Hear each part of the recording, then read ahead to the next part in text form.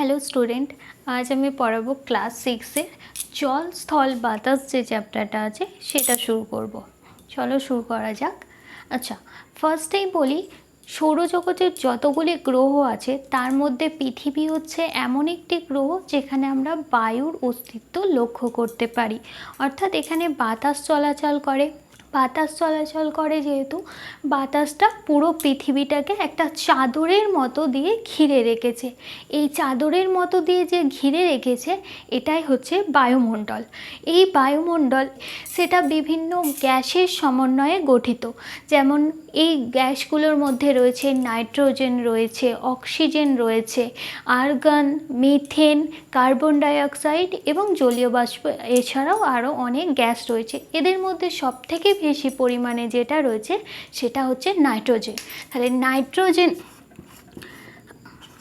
Nitrogen যে গ্যাসটা রয়েছে এর পরিমাণ কত? এর পরিমাণ হচ্ছে 78%। সব থেকে বেশি পরিমাণে রয়েছে নাইট্রোজেন। এরপরে আসবো অক্সিজেন।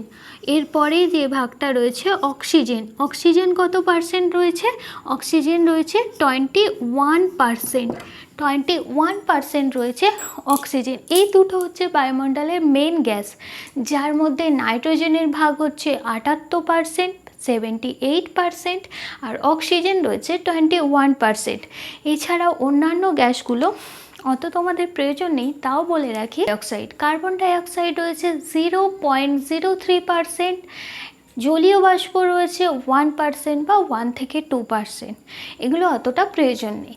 এরপর যাব মণ্ডল, যে বললাম বায়ুমণ্ডল পৃথিবীকে চাদরের মতো ঘিরে রয়েছে, এর বিভিন্ন স্তর রয়েছে।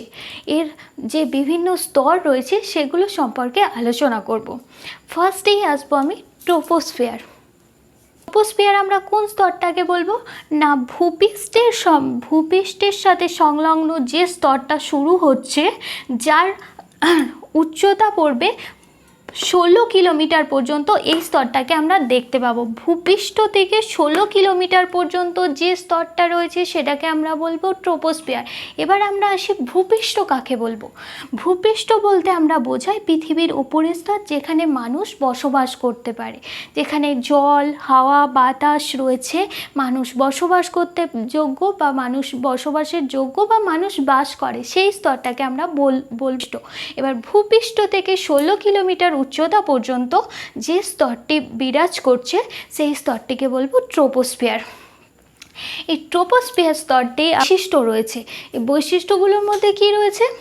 ফার্স্টেই বলবো, ভূপৃষ্ঠ থেকে যত আমরা ওপর দিকে উঠবো, অর্থাৎ প্রতি 1000 কিলোমিটার উচ্চতায় 6.5 ডিগ্রি সি হারে তাপমাত্রা কমতে থাকে প্রতি 1000 কিলোমিটার উচ্চতায়।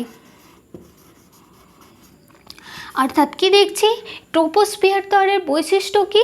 প্রতি 1000 কিলোমিটার উচ্চতায় 6.5 ডিগ্রি সি তাপমাত্রা কমতে থাকছে। আর কি, এই স্তরটিকে আমাদের বলা হয়, একটা টার্ম আছে যেটাকে বলবো লেয়ার অফ ফেয়ার। আচ্ছা, লেয়ার অফ ফেয়ার আমরা কেন বলবো এই স্তরটাকে? ভূপৃষ্ঠের সংলগ্ন যে স্তর, আমরা কি দেখতে পাই? মেঘ, ঝড়, বৃষ্টি যত রকমের হয় ভূপৃষ্ঠের সংলগ্ন হয়, নিশ্চয়ই ওপর দিকে হয় না? সেই জন্য মেঘ, ঝড়, বৃষ্টি যত রকমের ঝড় ঝঞ্ঝা হয় এই ট্রপোস্ফিয়ার স্তরটাতে হয়।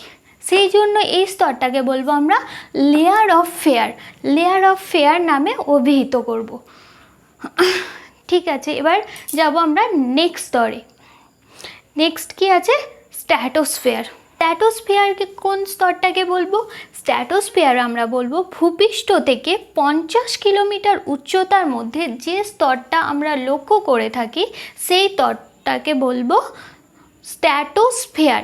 এবার আমরা বলবো স্ট্র্যাটোস্ফিয়ার আমরা জানলাম ভূপৃষ্ঠ থেকে 50 কিলোমিটার উচ্চতার মধ্যে স্তরটা স্ট্র্যাটোস্ফিয়ার। এবার বলবো স্ট্র্যাটোস্ফিয়ারের কিছু বৈশিষ্ট্য সম্পর্কে। আগের স্তরটা আমরা ট্রপোস্ফিয়ারে কি জানলাম? এখানে মেঘ, ঝড়, বৃষ্টি হয়, আর এটাই ঠিক তার উল্টোটা। এটা তোমাদের মনে রাখতেও সুবিধা হবে। আমাদের ট্রপোস্ফিয়ার যেহেতু ভূপৃষ্ঠ সংলগ্ন স্তর, মেঘ ঝড় বৃষ্টি হয়। স্ট্র্যাটোস্ফিয়ারে ঠিক তার উল্টো, এখানে বাতাস ধুলোকণা খুব কম থাকার কারণে মেঘ ঝড় বৃষ্টি হয় না। তাই এই স্তরটা কি থাকে, শান্ত থাকে। শান্ত থাকার কারণে কি হয়, এই স্তর দিয়ে সমস্ত রকমের জেট প্লেন পাস হয়। আবার কি, ট্রপোস্ফিয়ারে আমরা দেখলাম প্রতি 1000 কিলোমিটার উচ্চতায় 6.5 ডিগ্রি সেলসিয়াস হারে তাপমাত্রা কমছে। এই স্তরে আবার ঠিক তার উল্টো, স্ট্র্যাটোস্ফিয়ার স্তরে আমরা যত উপর দিকে উঠব তত তাপমাত্রা আমাদের বাড়তে থাকবে। এই স্তরে আমাদের বেঁচে থাকার জন্য এই স্তরে, স্ট্র্যাটোস্ফিয়ার স্তরে আরেকটা খুব বড় গুরুত্বপূর্ণ ভূমিকা রয়েছে। সেটা কি, সেটা আমি বলবো। এবার এই স্তরে ঠিক 20 থেকে 25, আমরা দেখব ট্রপোস্ফিয়ার স্তরটা আমি দেখতে পাচ্ছি 16 কিলোমিটার উচ্চতার মধ্যে। ভূপৃষ্ঠ থেকে 20 থেকে 25 কিলোমিটার উচ্চতার মধ্যে কি হয়, আমরা জানি সূর্য থেকে একটা অতিবেগুনি রশ্মি আমাদের কাছে আসে, যেটা আমাদের শরীরের জন্য বা আমাদের জীবজগতের জন্য খুবই ক্ষতিকর। সেই রশ্মিটা কি হয়, এই ট্রপোস্ফিয়ার স্তরে একটা ওজোন গ্যাসের স্তর আছে বা ওজোন লেয়ার যেটাকে আমরা বলি, এই স্তরেই অবস্থিত। স্ট্র্যাটোস্ফিয়ার স্তরে আমরা এই ওজোন লেয়ারটাকে দেখতে পাই। এই ওজোন লেয়ারটার কাজ কি,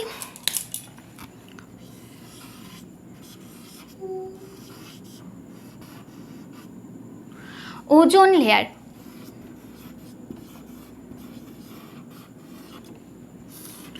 এই ওজোন লেয়ারটার কাজ কি, ভূপৃষ্ঠ থেকে যে বললাম 20 থেকে 25 কিলোমিটার মধ্যে এই যে ওজোন লেয়ারটা দেখতে পাওয়া যায়, ওজোন লেয়ারটা কি করে, সূর্য থেকে আসা যে অতিবেগুনি রশ্মি আছে, এই অতিবেগুনি রশ্মিটাকে শোষণ করে নেয়।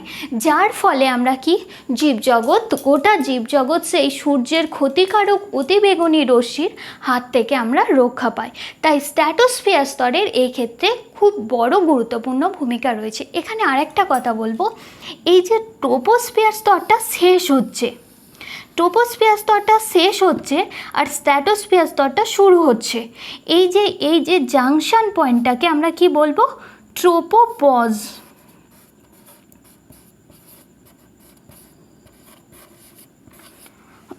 যদিও এটা তোমাদের বইয়ের বাইরে, তবুও বলে রাখি, যেখানে ট্রপোস্ফিয়ার স্তরটা শেষ হচ্ছে, স্ট্র্যাটোস্ফিয়ার স্তরটা শুরু হচ্ছে, অর্থাৎ ট্রপোস্ফিয়ার লেয়ারের ঠিক ওপরের লেয়ারটা upper layer of troposphere. Actually ইংলিশে আমরা এইটা বলবো যে upper layer of troposphere is call tropopause.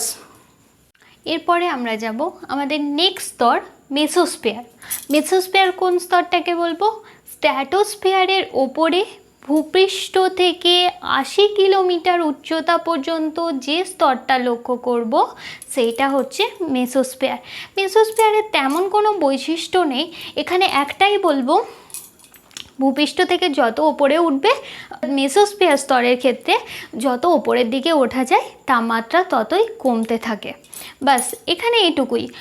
আর একটা জিনিস, যে মেসোস্ফিয়ার স্তরটা শুরু হচ্ছে, অর্থাৎ স্ট্র্যাটোস্ফিয়ার শেষ হচ্ছে। আগে যেটা বলেছিলাম, যেখানে ট্রপোস্ফিয়ার শেষ হচ্ছে, স্ট্র্যাটোস্ফিয়ার শুরু হচ্ছে, সেই আপার লিমিট অফ ট্রপোস্ফিয়ার, সেই স্তরটাকে কি বলছি, ট্রোপোপজ। এখানেও সেরকম স্ট্র্যাটোস্ফিয়ার স্তরটা শেষ হচ্ছে আর মেসোস্ফিয়ার স্তরটা যেখানে শুরু হচ্ছে, সেই জাংশন পয়েন্টটা অর্থাৎ আপার লেয়ার অফ স্ট্র্যাটোস্ফিয়ার, সেই স্তরটাকে বলবো স্ট্র্যাটোপজ।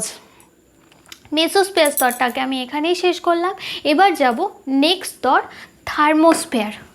থার্মোস্ফিয়ার কি বলবো, ভূপৃষ্ঠ থেকে আমাদের 300 কিলোমিটার উচ্চতার মধ্যে দেখতে পাওয়া যায় মেসোস্ফিয়ারের ওপরে। মেসোস্ফিয়ারের ওপরে, আবারও একবার বলছি, মেসোস্ফিয়ারের ওপরে ভূপৃষ্ঠ থেকে 300 কিলোমিটার উচ্চতার মধ্যে যে স্তরটা দেখতে পাওয়া যায় সেটাকে আমরা বলবো থার্মোস্ফিয়ার। থার্মোস্ফিয়ার স্তরের আবার কিছু বৈশিষ্ট্য আছে, কি, যেমন হচ্ছে যে এখানে আগেরটা কি বললাম, উচ্চতা বাড়ার সাথে সাথে তাপমাত্রা কমতে থাকছে। এখানে আবার উল্টো, এখানকার আকাশটা আমাদের কালো রঙের দেখায়। আচ্ছা, আর হচ্ছে যে এখানে আবার উচ্চতা বাড়ার সাথে সাথে তাপমাত্রাও বাড়তে থাকে। আর এই স্তরটাকে আমরা আয়নোস্ফিয়ার বলি। কেন বলি? এই স্তরে আমাদের বেতার তরঙ্গ প্রতিফলিত হয়। কীরকম? আমরা যে রেডিও, টিভি এগুলোর যে আওয়াজ শুনতে হয়, আওয়াজ আমরা শুনতে পাই, সেগুলো এই স্তরে এসে প্রতিফলিত হয়ে পৃথিবীতে ফিরে আসে, যার কারণে আমরা রেডিও, টিভির আওয়াজ শুনতে পাই। তার জন্য এটাকে বলা হয় আয়নোস্ফিয়ার।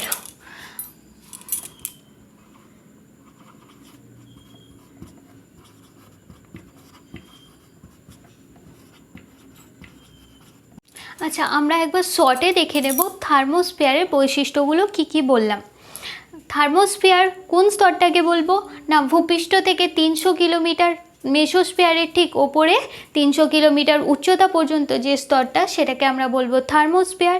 আচ্ছা, থার্মোস্ফিয়ারের আর এক নাম আয়নোস্ফিয়ার বলা হয়। কেন কি? এখানে রেডিও যে তরঙ্গ, বেতার তরঙ্গ প্রতিফলিত হয় এই স্তরের মাধ্যমে, তার প্রতিফলিত হওয়ার পর পৃথিবীতে আসে। আচ্ছা, এই স্তরের আকাশটাকে কালো দেখায়। আর একটা বৈশিষ্ট্য, যত ওপরের দিকে ওঠা যায় এই স্তরের তাপমাত্রা বাড়তে থাকে। অতিবেগুনি রশ্মির কারণে এই স্তরের তাপমাত্রা 200 ডিগ্রি সেন্টিগ্রেড অবধি পৌঁছে যায়। আর একটা জিনিস, থার্মোস্ফিয়ারের ঠিক ওপরের স্তর আপার লিমিট অফ, আগেরগুলোর ক্ষেত্রে যেমন বলেছি same as upper limit of thermosphere is called thermopause. এরপরে আমরা আসবো এক্সোস্ফিয়ার। এক্সোস্ফিয়ার কোন স্তরটাকে বলবো?